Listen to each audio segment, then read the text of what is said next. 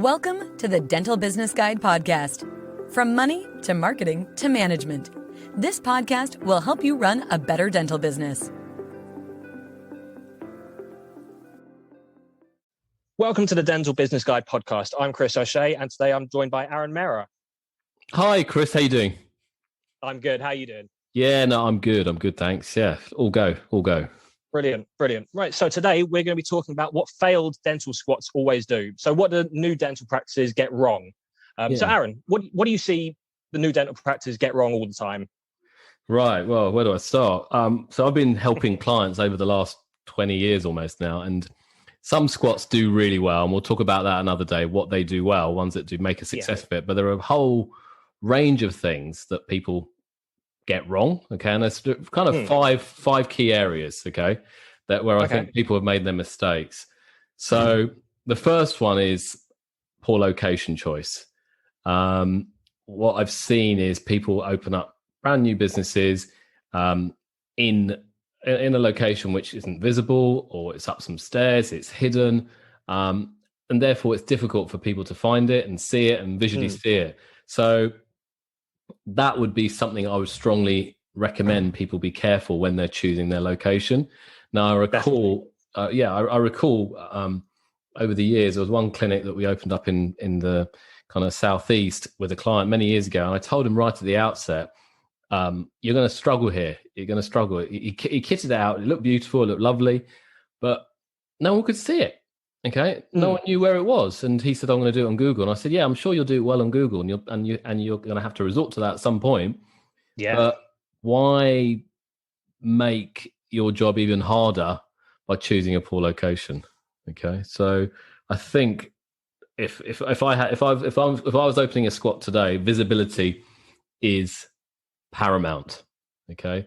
And there's no excuses. And there's no excuses now with the change in planning laws. You can actually open a squat virtually anywhere now.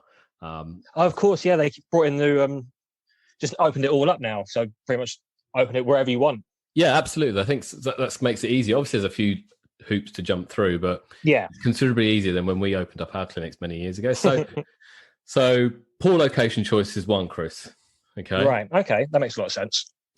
Then I suppose the next point in my mind, me being the accountant, is expenditure or overspending on equipment. Now, people see dentists as an easy target, especially if they're a new dentist wanting to open and excited they want to open up a clinic. Okay, so for the dental engineering companies out there, sorry, but that's their opportunity to really try and milk you as much as possible. Okay, yeah, of so course. they're going to say you need this, you need that, you need this piece of kit, and I'm sure you might need it at some point in the future, but you don't necessarily need it right at the outset. But remember, when you buy it, you have to pay for it. Okay. So really, really be careful about what you need to spend money on and what you don't need to spend money on. And I remember when Smita, my wife, opened up her first clinic, we were green and kind of didn't really know much at that time. And we saw a nice guy, we kitted it out, looked beautiful, but one of the surgeries was never used for about 18 months, 2 years, because it was just sitting there gathering dust. And that money could have been used much more usefully kind of in managing and building the business further earlier on. And so that was a real learning point 20 years back. But people still make the same mistake these days.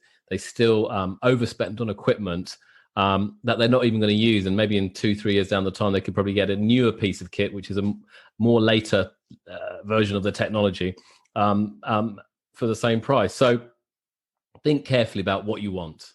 Okay. Right. And I suppose the other point, Chris, to highlight here is get various quotes. Don't just rely on one company. Get a few quotes from various companies. There's plenty of people out there selling dental equipment these days. You'd be foolish not to get a few quotes and then you decide. And it might not necessarily be the cheapest as the one that you go with, far from it. But check you're getting good value for money. Check you're getting the right equipment of what you really need and for your practice. Okay, that's some good advice. So that's 2 points. I suppose this one is kind of really important, and I think even more important in today's market. And this goes back to more and more people are opening up squats or buying practices and trying to build their existing practices. Therefore, what does that mean? That means more competition. And therefore, you need to be strong in your marketplace. People need to have good visibility. That's why I said location choice was important earlier. Mm-hmm. But then strong marketing, and that's where I think a lot of people fail. Absolutely. You're a marketing expert, Chris. What do you see? What do you think of that? Yeah, no, I see exactly the same thing. Either people not putting enough money into their digital marketing, people not worrying about their digital marketing enough. Yeah, I mean, the two biggest things I think I see are people not worrying about SEO enough. So people not really putting the effort into their website, making sure it ranks highly, making sure it's good, making sure it converts. And the other one is not putting enough money and effort into their pay-per-click ads. So people kind of hope that they can put in a tenner a week or a tenner a month, put in a couple of keywords, and then people are walking through the door. And it doesn't work like that. You've really got to spend money to make money with digital marketing. So yeah, I'm totally would definitely agree with that. Poor marketing investment is a big hindrance I've been seeing. I think this is going to get worse because I think more competition and absolutely Google's constantly changing its algorithms. There's a new one coming in May, as we're aware of. Okay. Pay-per-click is changing. Okay. So there's no excuse not to spend on marketing. But what I've seen with so many practices is that they hire a web designer and they create a website which looks very nice. Okay. And it's got nice pictures and all this type of fancy trickery on it and stuff. But no one's actually seeing it because they're driving no traffic to it. Okay. Exactly. So they're not getting traffic from pay-per-click. They don't want to spend the money on it. And they're not driving traffic through organic search because they're not spending the effort and time and money on SEO. So you kind of spend a few £1,000s on a lovely looking website, but if no one's seeing it, what's the point? Okay. So exactly. Today's squats need to, in my mind, if you're going to set up a practice, they need to have a website probably before they even open. Okay. Oh yeah. I don't know. How long do you reckon, Chris, in advance? What do you think it should be set up, or at least a presence online for Google to pick up? What do you reckon? I'd say 3 to 6 months minimum before you open up. You want to get your website live and you want to start putting content on there. Because like we keep saying, content is key to digital marketing. So even before you open, start writing your blogs, start writing your about pages, start writing your articles and making your videos, because Google's going to start seeing that 6 months before you open. Then by the time you open, hopefully you're in the top 10 of Google, you're on the front page, maybe you're even number 1. So yeah, I'd say 3 months minimum, because it takes about 6 to 12 months before Google really starts ranking you properly. So you want to have that momentum early. Correct. And you can listen to various other podcasts Chris has done, I've done, videos we've got out there on some of the tips for marketing. So if you need any help on that, give us a shout. Okay. Yeah, have a look at our learning center. We've got some great articles on there about this. Absolutely. So right. So those are the top 3 points that came to mind. But then I suppose the fourth point is having a skeleton team and then not having the right team in place. Okay. Now, right. I think from experience, building a team takes time. Okay, there's no doubt about it. And you'll hire people that you hire that you realize, you know what, you wish you hadn't hired them in the first place. But then you then need to hire people that you want to hire, and then you need to keep them motivated and interested and wanting to get involved and work. So you cannot be everything to everyone. You can't answer the phone. You can't do the nursing. You can't do the dentistry. So you need to make sure you recruit and find the right team members for your practice. Okay.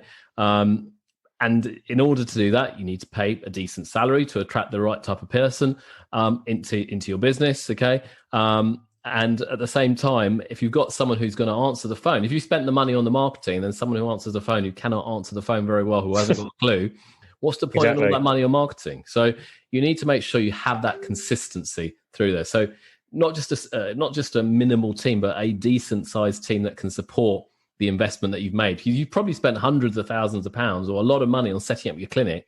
You then need to make sure you've got, and it looks beautiful, but again, you don't want an empty clinic. You want to fill that chair or fill those chairs. And then in order to do that, you need the marketing. And in order to do that, you need to make sure you have the right team who are going to deliver on the on the care. So that would be my fourth kind of experience point, Chris. Okay. Which I think is really important. And I suppose the final one today, which I wanted to just kind of highlight, is being safe, I suppose, is where some other squats really fail. Kind of, you've got to stand out in this marketplace. You've got to be different. You need to have a brand that's different, stands for something different. People can understand you. You look different. Your colors are different. Your website's different. Your team is different. The way you practice and communicate to your potential patients is different. You've got to be willing to risk and be willing to make some mistakes. You will inevitably will make mistakes. When you start up a business or do any business, you make mistakes. Obviously, you don't want to make such grandiose mistakes that it will fall down. I'm not saying you will do that, but I think you've got to be willing to take the risk. You've taken the risk in buying or setting up a clinic.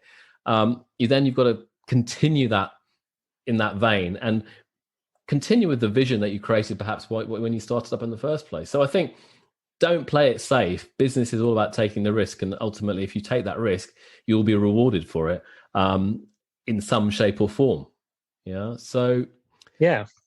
5 key areas that kind of come to mind whilst we're on this podcast: poor location choice, overspending and being sucked in, a lack of investment in the right type of digital marketing, not having the right team in place who are not motivated, and I suppose then being safe, being too safe and not really being different out there in the marketplace. Those are kind of the 5 things that come to my mind that I've seen in failed squats over the last 20 years, mate. Okay. And as a digital marketer myself, obviously number 3 is close to my heart, and I can't stress that enough to everyone out there. Digital marketing is paramount. You've got to get that right nowadays. It's just key to almost everything. So some great advice there, definitely. It is key to everything. And if you need some help on the digital side of things, we're helping dentists now on their website and digital marketing things in various manners. So get in touch with Chris or myself or any other team members, and we'll be there to help. Okay, so absolutely, there you go. 5 tips for avoiding to be a failed squat there. Okay, brilliant. Well, thank you very much, Aaron. That was great. Hopefully everyone learned a lot there. Well, at least learned what to avoid and what not to do. Brilliant. All right, thanks, Chris. Thank you very much. We'll see you next time.